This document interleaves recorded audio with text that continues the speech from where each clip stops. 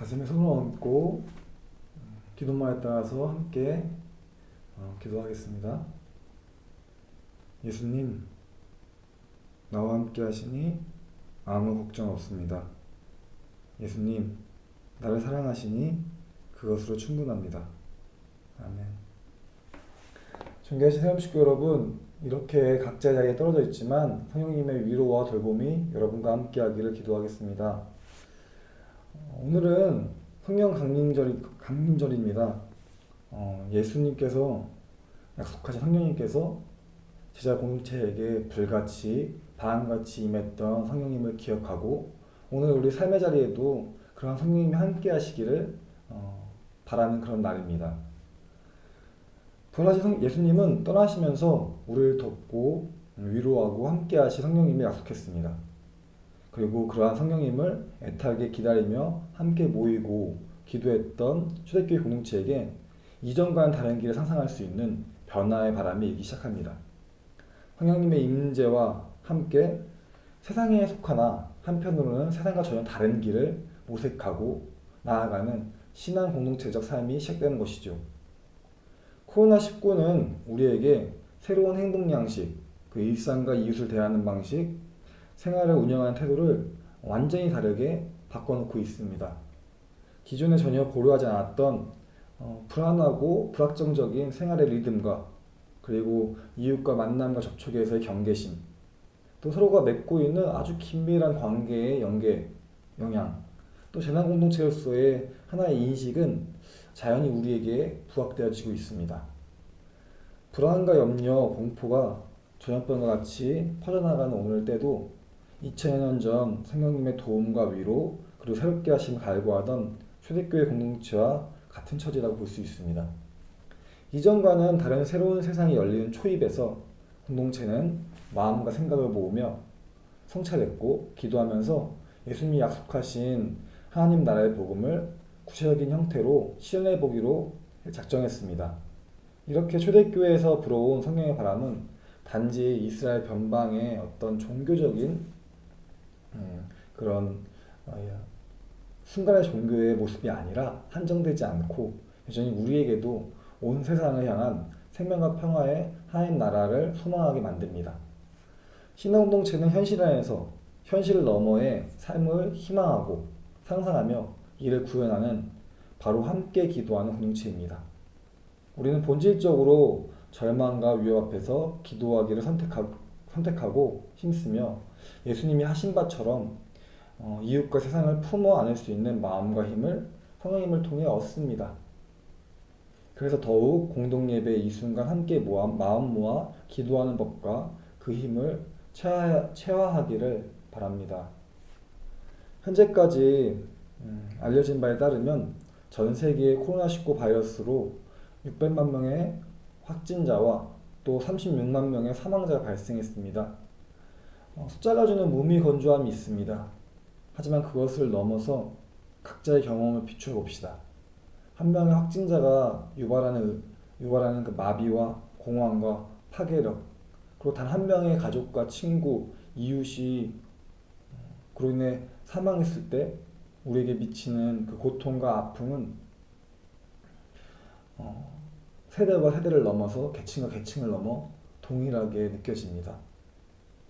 그 와중에 더 열악하고 소외된 가난한 나라의 사람들, 장애인, 홈리스, 난민, 일용직, 비정규직, 하청 노동자들, 어르신들, 영세사업자, 구직 청년들, 흑수저의 청소년과 아동들, 그런 모든 사회적 경제적 약자들은 소리 소문 없이 죽음의 문턱으로 내몰립니다. 그런 우리와 세상을 향해 함께 기도하였으면 합니다. 잠시 기도하겠습니다.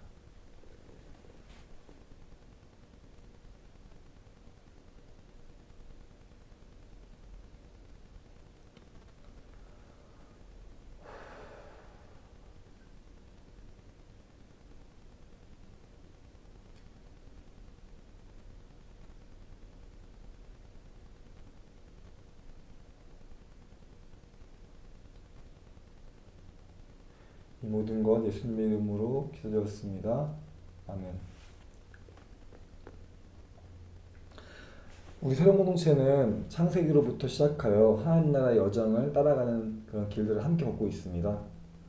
하나님의 마음에 합한 사람 다윗은 우리처럼 혹은 우리보다 더 나쁜 잘못을 저지른 사람이었습니다. 그러나 그 가운데서도 그는 결코 하나님을 떠나지 않았던 사람이고요. 결코 하나님에게서 벗어나지 않는 사람이었습니다. 다윗의 삶은 이상적인 삶이 아니라 가장 현실적인 사실 그대로의 삶이었습니다. 자신의 충직한 부하 우리아를 죽이고 그의 아내를 빼앗은 다윗은 하나님의 질책과 분노 앞에 몸과 마음에 무릎을 꿇고 철저히 회개했습니다. 우리는 그 장면을 함께 보았지요. 이로써 하나님 나라의 어떤 권위도 계급도 없으며 오직 상한 심령을 가진 사람만이 진정 하나님과 대면할 수 있다는 사실을 우리는 깨달았습니다. 우리의 영성이란 단지 우리가 믿는다고 주장하는 것들의 총합이라기보다는 수많은 적대와 또 환란을 헤쳐가면서 포용과 사랑에 다가가는 데 있습니다. 제 아무리 훌륭한 역사와 교훈이라 할지라도 그 자체로 우리를 구원에 이끌 수 없음을 우리는 압니다. 믿음의 길, 그리스도인의 삶은 우리 모두가 각자가 자신의 자리에서 하나하나 배워나가야 되는 것이지요. 다윗 왕은 자신이 범한 성폭력과 거짓, 살인죄를 자책하고 회개하였습니다. 여기서부터 여기서부터가 이야기의 끝이 아니라 여기부터 바로 시작입니다.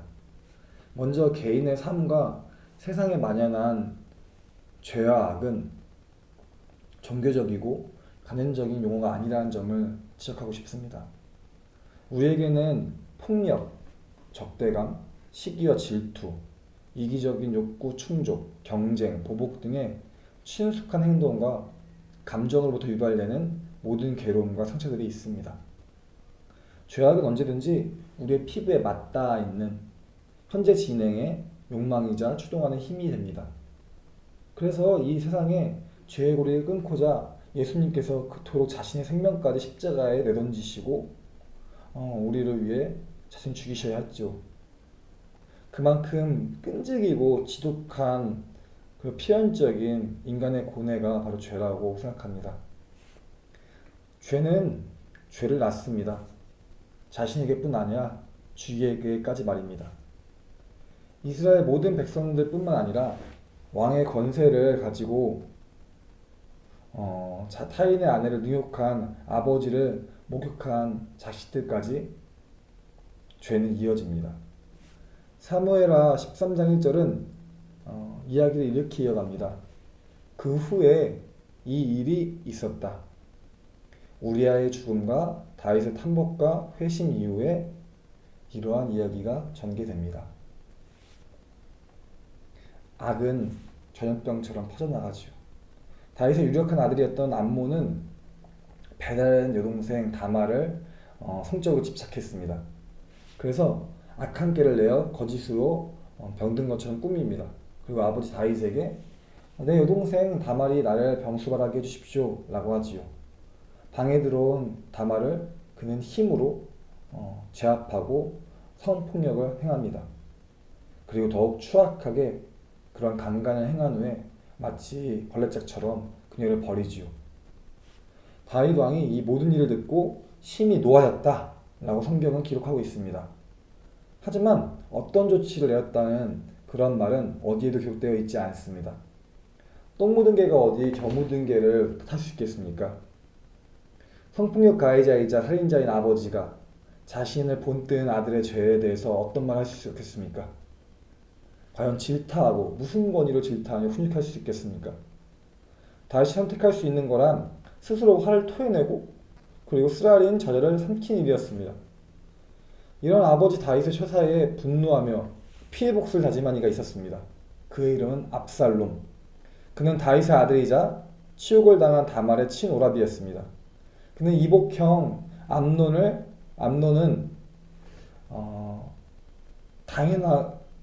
당연하고 이 범죄를 방관하고 침묵하는 아버지에게도 분노가 끌어올랐습니다.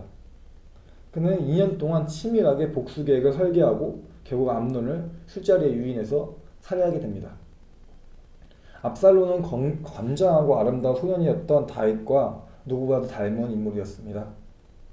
성경은 압살롬같이 아름다움으로 자자한 사람이 없었다. 그가 발바닥부터 정수리까지 흠이 없었다고 이야기합니다. 압살롬은 정의 실현이란 대의명분이 있었고 그가 겪은 분노와 아픔의 감정 또한 정당했습니다. 그는 자신의 누이 다말을 누구보다도 사랑했던 사람이었습니다. 그래서 자신의 유일한 딸에게도 그의 누이와 같은 이름 다말이라는 이름을 붙여주었습니다. 모든 백성들이 압살롬에게서 청년 다윗의 향수를 맡았습니다. 더러운 죄를 범한 늙은 왕이 아니라 더욱 강하고 무결한 왕을 찾았습니다. 인디밴드 빅디프는 인터뷰에서 자신들의 음악적 세계의 배경을 이와 같이 설명했습니다. 고통과 트라우마는 세대에 걸쳐 대물림다고 믿습니다. 부모 세대가 겪어야 했던 고통은 사라지지 않고 도리어 축적되죠. 학대받은 사람들을 보세요. 학대당한 순간 경험했던 에너지를 다른 쪽으로 완전히 바꾸지 못하는 한 그들이 바로 학대하는 사람이 되죠. 폭력적인 것들을 부끄러워하거나 애써 무시하려 하지 않았어요. 그보다는 그걸 똑바로 응시하고 호명하고 밝은 곳을 끌어내서 사랑하려 했죠. 그렇습니다. 시집살이 호되게 겪은 며느리가 나중에 더 까탈스러운 시어머니가 되는 것처럼 군대에서 맞고 괴롭힘을 당한 이등병이 그 누구보다도 악질적이고 야비한 선임이 되는 것처럼 가정에서 부모로부터 학대받고 방치된 청소년들이 학교와 사회에서 동년배와 이웃에게 아주 잔혹한 폭력을 행사하는 문제가 되는 것처럼 말입니다. 압살롬은 무너진 아버지의 평판과 존경의 틈새에서 정당한 복수와 정의 회복이란 명목하에 민심을 자기에게 돌리려 했습니다. 그만큼 압살롬은 매력적이고 호감이 가는 인물이었기 때문입니다. 그는 아버지 다윗에게 재판을 받으러 온 사람들에게 그들의 길목에 서서 그들의 억울한 사정을 대신 듣고 같이 공감해주며 정당한 판결을 내려줍니다. 백성들이 그 왕자에게 절하려고 하면 압살롬은 그들을 붙잡아 세우고 예를 다합니다. 그와 같이 성경은 압살롬이 이렇게 행하여 이스라엘 사람들의 마음을 훔쳤다고 평합니다. 이스라엘 민심이 돌아섰습니다. 어쩌면 자신과 가족들을 돌보지 못하고 죄를 저지른 다윗 자신이 만든 그런 결과이기도 합니다. 아버지를 죽이고 왕자를 찾아보자 압살롬이 반역을 일으켰고 대세는 그를 따릅니다. 다윗은 저주와 조소를 받으며 도망쳐야 했습니다. 자기 통제력을 잃은 미친 왕 사울에게 피해 달아나던 그때처럼 말입니다. 압살롬은 정당하게 자신과 가족에게 벌어진 이 억울한 상황에 맞서 정의를 행했고 그것은 늘 대중의 취향에 맞았습니다. 폭력에 대해 그보다 더 강한 입으로 제압한 일은 통쾌하고 매력적인 일이기 때문입니다. 압살롬은 당당히 수도 예루살렘에 입성했습니다. 그의 옆에는 지랄가인 아히도벨이 함께합니다.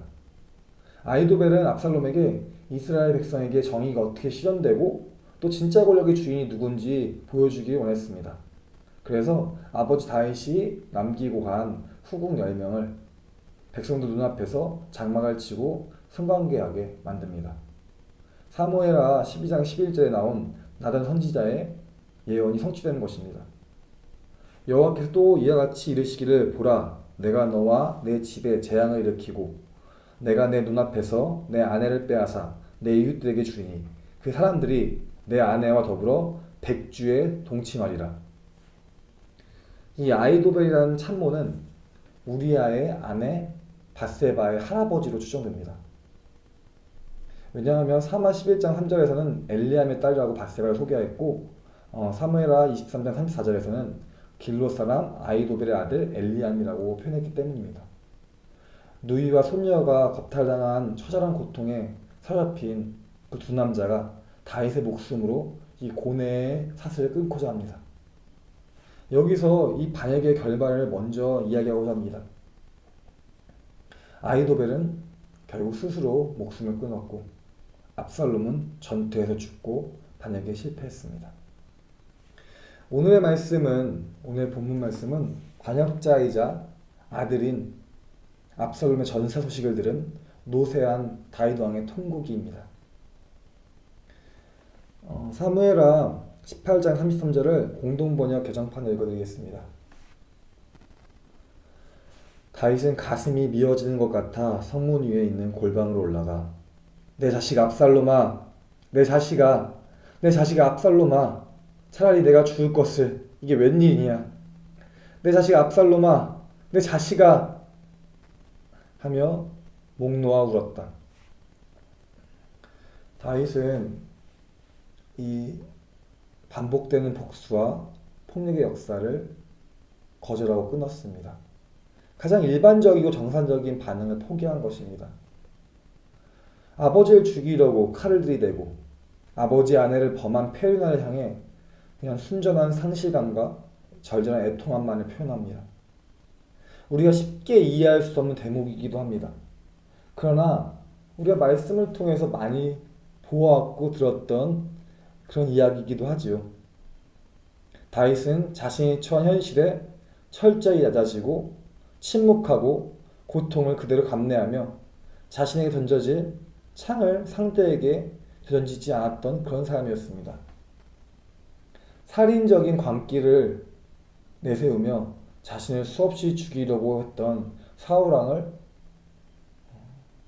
죽일 수 있는 절호의 기회에 2번이나 거듭하여 그는 복수하기를 거절합니다. 나이는 들었지만 다윗은 하나님의 마음을 닮으려 했었던 광야의 다윗 그대로로 돌아갔습니다. 시인 엘리언 웨더드는 적의 내밀한 역사를 이해하면 적을 미워할 수 없게 된다고 썼습니다. 다윗은 자신과 같이 실수 많고 연약한 한 인간으로 압살롬을 이해했던 것입니다. 아버지로서 아들을 품고 사랑하고 그의 죽음을 슬퍼하며 가슴 아파한 것입니다. 마치 충성된 종으로서 사울 왕의 죽음을 진심으로 애도했던 때처럼 기존의 상식이자 정상에 믿어왔던 모든 신념들을 타파하고 전복하고 파쇄했습니다. 폭력을 폭력으로 갚지 않으며 악을 악으로 갚지 않는 일 말입니다. 그리고 새로운 사실, 하나님 나라의 상생과 공전을 실현합니다. 적을 적으로서만 남겨두지 않고 죽음을 사랑으로 극복하는 예수님의 길은 이미 우리에게 이렇게 보여져 왔습니다. 유진 피터슨 목사는 우리 시대의 최고의 아이러니 중 하나를 이렇게 꼽습니다. 우리 사회에는 그 어느 때보다 자아 성취에 대한 이야기와 책이 많음에도 불구하고 이를 성취한 개인은 정말 드물다. 사람들은 자기 개발에 강적으로 집착했지만 결국 일종의 종교가 된 이기적인 자아 중심주의가 유행했을 뿐이고 경제적 번영, 정치적 해방, 종교의 자유는 결국 비만, 그리고 불안, 저급함을 꽃피웠다. 새로운 삶, 그리스도인에게 뉴노멀이란 미지의 것이 아니라 이미 우리에게 오래전부터 전해진 진리입니다. 아픔과 기쁨에 공명하며 생명들의 마음을 읽고 공감할 줄 아는 생명 감수성 말입니다. 우리는 이 생명 감수성을 통해서 하나님의 뜻이 이 땅에 임하는 것을 직접 체감할 수 있고 실현할 수 있습니다. 그렇게 우리가 하나님의 은혜의 통로가 되는 것입니다. 밝은 누리 공동체 최초로 목사님의 묵상이 제 기억에 많이 남았습니다. 화장장에 갔다가 아무도 찾지 않는 주검을 지키는 이들을 보았다.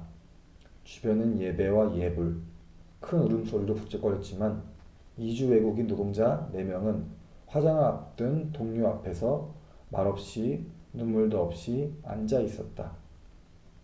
나도 조금 떨어진 곳에서 말없는 동료가 되어 화로로 들어갈 때까지 함께했다. 돌아보면 이 땅에는 죽음조차 외롭게 맞이할 수밖에 없는 고단한 생명들이 많다. 조용히 기도했다. 신음하고 애통하는 자의 눈물을 닦아주시고 죽은 자가 새 생명으로 다시 사는 은혜가 있기를. 하나님의 관점으로 세상, 사람과 생명을 대하는 것이 이 땅에서 우리에게 주어진 영적 과업입니다. 트랜스젠더로 숙명여대에 합격했다가 결국 거센 여론의 지탄으로 비난으로 입학을 포기하면서 한 청년이 말했습니다. 자신과 상대방이 같은 사람이라는 것을 인정해야 한다고. 진정한 승리는 주목받지 않는 곳에서 일어납니다. 2020년 5월 29일 엊그제 355일째 고공농성을 하던 김용희 님이 살아서 내려오셨습니다. 막막하고 불투명하기만 했던 삼성의 사과와 명예복직, 해고기간에 대한 피해에 대한 보상을 합의했다고 전해집니다. 그리고 김용희 님은 다음과 같이 SNS에 글을 남겼습니다. 그동안 물심양면으로 도와주신 동지들께 진심으로 감사드립니다. 남은 인생은 약속대로 어려운 동지들과 늘 함께하겠습니다. 생사기로에 섰던, 그래서 당장 자기 몸도 추스르기 어려운 그런 한 노동자가 병원에 가기 앞서 평생 자신처럼 어려운 노동자들을 돕겠다고 약속부터 했습니다.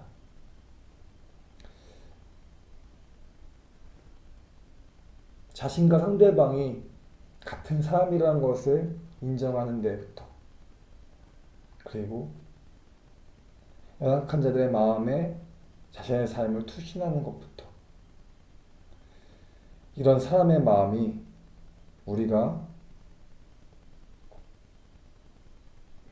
기존의 질서에 수긍하고 그래서 잊어버렸던, 놓쳐버렸던 참된 생명의 삶을 되찾게 합니다. 그리스도인에게 새로운 일상은 4차 산업혁명, 과학기술의 대혁신, 사회 문화의 급격한 변화 와중에도 그 흐름 안에서도 예수님의 성품과 인격을 잃지 않고 온전히 담아내는 지속가능한 성찰입니다. 그 성찰 속에서 우리의 새로운 일상을 만들어갈 수 있습니다.